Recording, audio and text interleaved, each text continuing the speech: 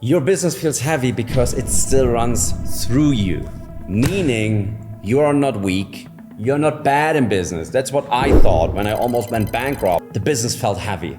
I still had this feeling that something is off. And I tell you, it's not more motivation, because otherwise all the videos before would have helped, or another morning routine or another productivity hack.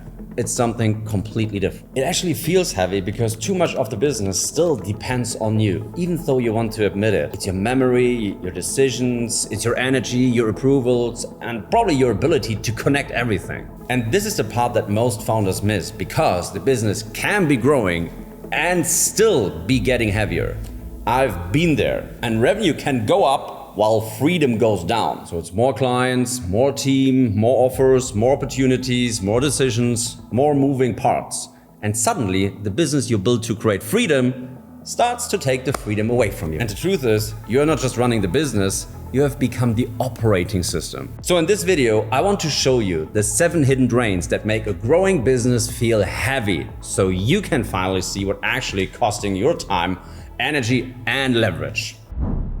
Most founders think, and probably I was one of them, their business feels heavy because they have too much to do. But that's only the surface, because the real problem is not always the amount of work. The real problem is where the work lives. If the plan lives in your head, it weighs on you. If the priorities live in your head, it weighs on you. And guess what? If the team needs your memory to move, it weighs on you. And I have been there several times. And if every problem needs your approval, it weighs on you too. This is why complexity compounds faster than revenue. You grow the business, but if you do not build the operating layer, all the growth creates more load for the founder, meaning you. We could say you make more money, but you carry more weight. You hire more people, but they still need you. You get more clients, but the delivery becomes more messy, which is okay, we can fix that. The real problem is you create more opportunity, but your attention becomes super fragmented. And then all of a sudden you start thinking, why does this feel so heavy? The answer is simple. The business has not become lighter. It has only become bigger. And a bigger business without a better architecture does not create leverage. It creates a cage. So the question is not, how do I work harder? The question is, where is the business still running through me? That is the question that changed everything. So let's go through the 7 hidden drains. The first drain is invisible weight. The first reason your business feels heavy is because you are carrying problems you have never mapped out yet. There is weight you can't see, your calendar, your task list, your meetings, your messages, your deadlines. This is the obvious weight, but then there's weight you can feel. Is that your client is becoming a problem, the team member you know is not owning the role, the offer you know is not clear enough, the decision you know you keep avoiding, the conversation you know you need to have, the number you know you should look at but keep pushing away. That is emotional weight. And then there is the most dangerous weight, the weight you cannot even name yet. You just feel it. You wake up and the business feels loaded. You open your laptop and you feel the resistance to do something, and you see a message and already know it will pull you back into the machine. You are not tired from one task, you are tired from the unresolved weight of the whole system. And this is why the first move is not to work harder, the first move is to make the invisible visible. A problem in your head feels emotional. A problem on a map becomes operational. So instead of asking, why am I so stressed? Ask, what exactly is the business making me carry? Where do people keep coming back to me? Where do I keep repeating myself? Where am I still the only one who knows what matters? Or where does the business pause when I'm not available? And most important, where do I keep thinking instead of deciding? This is not stress. This is data. The business is showing you where the operator layer is missing. The second hidden drain is decision drag. Most founders underestimate how much energy they lose from open decisions. Not from doing the work, from carrying the decision. Think about it. Should we hire the person? Should we run the campaign? Should we change the offer? Should we launch the new website? Should we rebuild the funnel? Should we fix delivery? Should we focus on sales, on teams, on acquisition?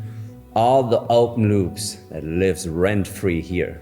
They are actually not rent-free because they cost inner peace. Every open decision is like an app running in the background. You may not be active looking at it, but it still costs you energy. And this is where many founders get stuck. They wait for the clarity before they decide, but often clarity comes after you choose the next constraint. You do not need to solve the whole business at once. You need to locate the one bottleneck that matters the most. Because think about it. Once you know the bottleneck, the next decision always becomes much easier. If acquisition is the bottleneck, stop being hyper-obsessed over operations. And if delivery is the bottleneck, stop pushing more sales because you cause more stress. And if sales is the bottleneck, stop redesigning the entire brand. If retention is the bottleneck, stop pretending you only need more leads because it's not true. And if founder clarity is the bottleneck, stop asking the team to move faster. Most heaviness is not caused by a lack of effort. It is caused by unclear sequence. You are trying to solve 10 problems at once because you have not named the one that matters the most. And guess what? When everything matters, the founder, you, becomes the filter for everything. That is why it feels heavy.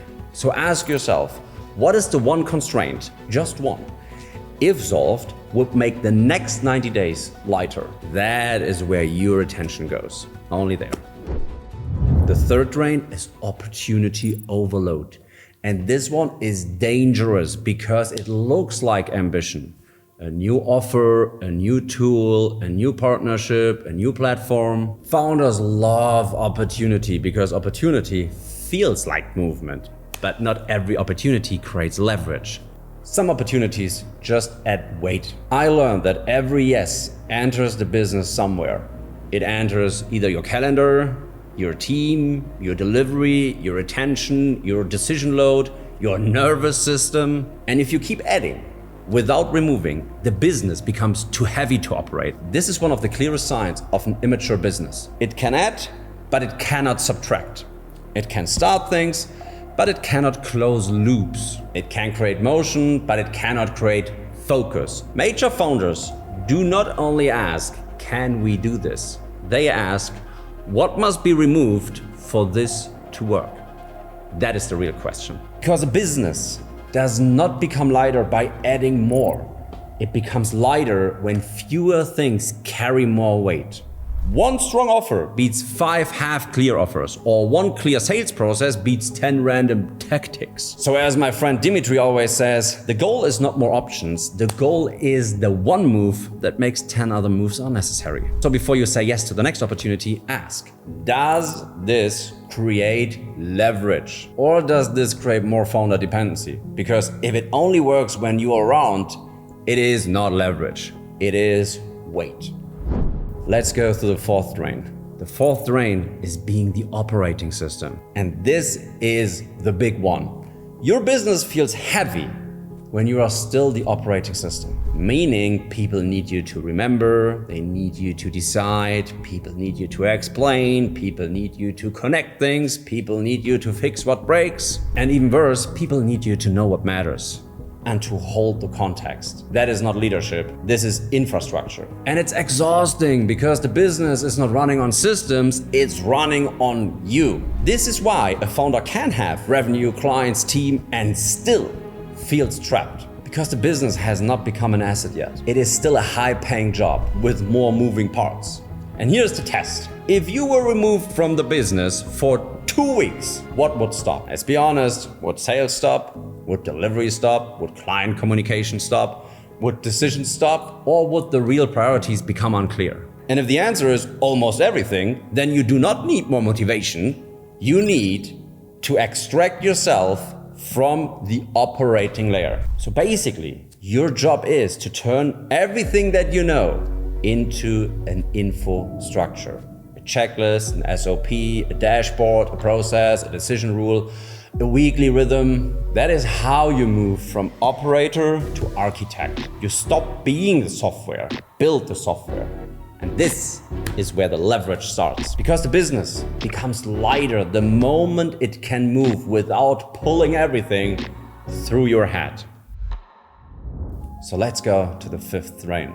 The fifth strain is using information as procrastination. And I know this one is going to hit the ambitious founders amongst you hard because it looks productive. You watch another video, you buy another course, you'll listen to another podcast. Been there, done that.